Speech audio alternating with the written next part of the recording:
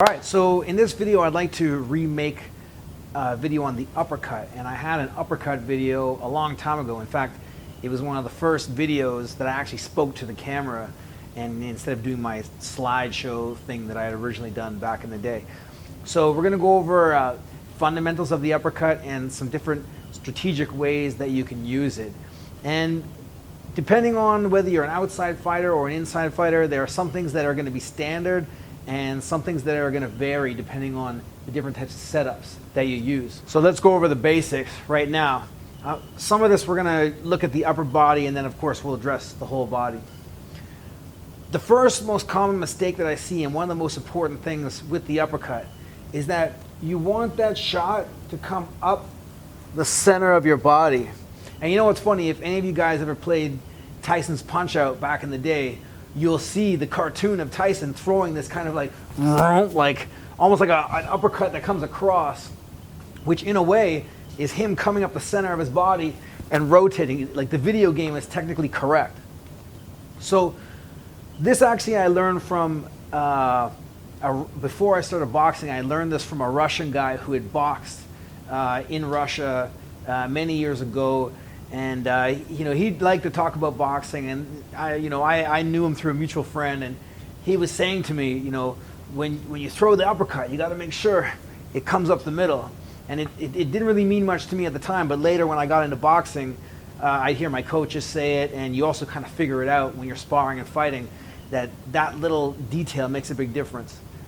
A couple of reasons why it's important. Number one is, if my hand is here and my arm is generally closer to my body and up the center, I have much more leverage and power than if my arm is out here and I'm twisting like this.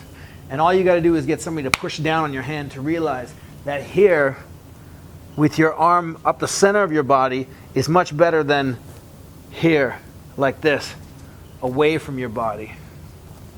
The second reason is that most of the time when you're fighting somebody, your center line is lined up with their center line.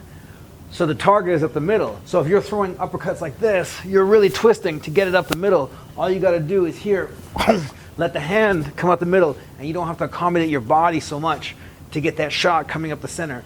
My right arm is in line with your left. My left is in line with your right. The target is right there, home, and then I just bring it up the center like so, up the center like so.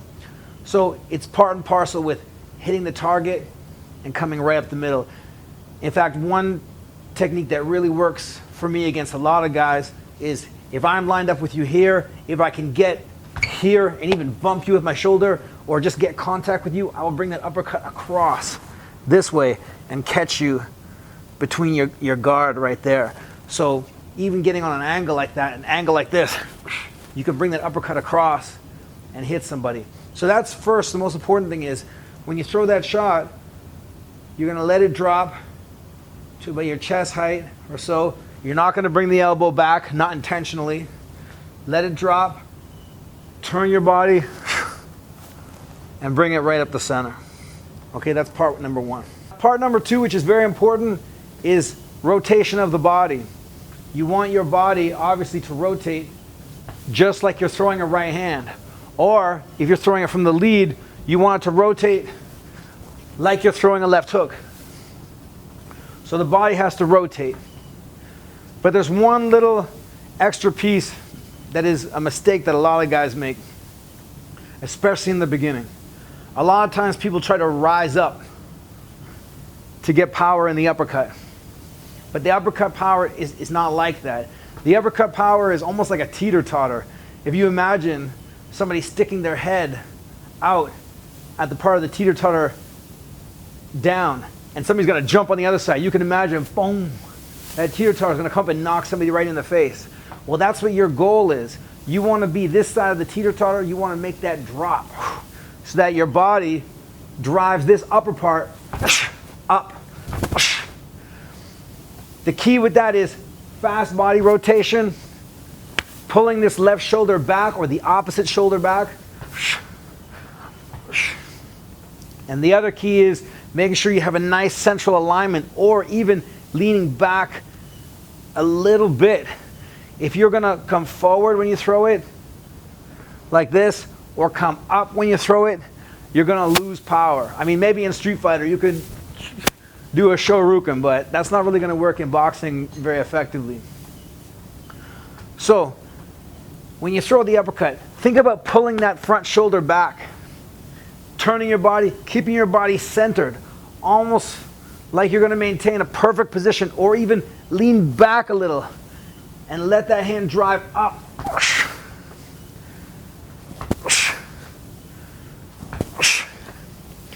Another little trick that works effectively for me is you see a lot of boxers punching, there's little steps with the feet. When you throw that uppercut, when you turn, this foot will lift off the ground so that you'll fall. You're not actually lifting it like this, but you will pull it off the ground so that you'll sink with gravity, and that's going to give you more speed and more momentum. So when I throw it, when I pivot, I don't necessarily spin on the ground like I'm rubbing out a cigarette. I lift my foot and turn and drive power into the shot. Like so. Same thing here. See that foot? For a split second it lifts, but it lifts because I'm falling.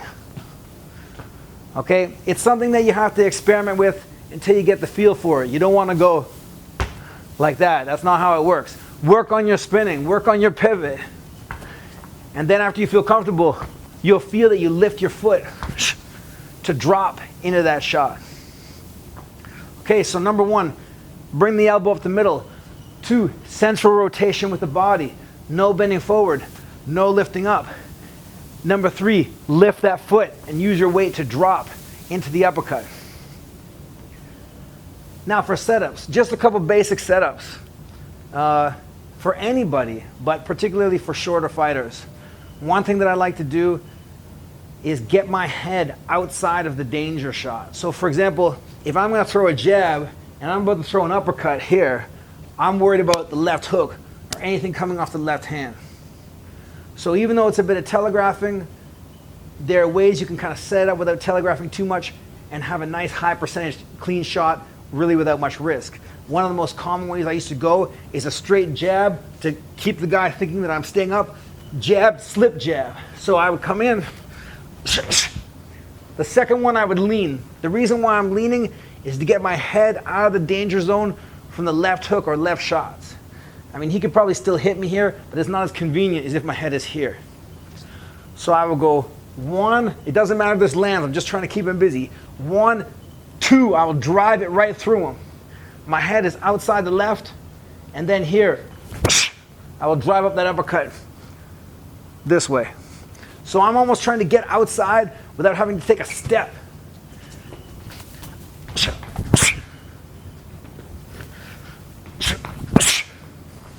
Okay, so that's how you would set it up. Same thing goes on the left side. Here,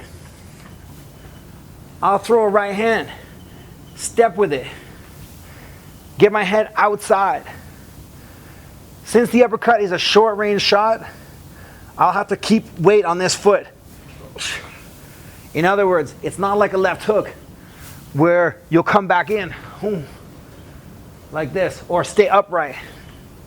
I mean, I can still, if I go here on the left hook, it's not going to be a powerful left hook if I stay leaning. So I'll have to come back in. With an uppercut, I step, I keep the weight here, and I pivot. Okay? And that's how I'm going to drive up through the center with my left uppercut. If you're a taller fighter, an outside fighter, one of the most effective things that you can do is just step back with a high guard. You're fighting. He throws the left hook or the 1-2. You just step back. Put weight on that foot. Let the shots graze your gloves, graze by you. And then pivot. 1, 2, 3. Or 1, 2, 3. Back. Or back. With that back foot. All you gotta do is create enough space for that shot to just graze your gloves or just miss you. and you time it right in between with that uppercut. Okay, so I hope those details help improve your uppercut.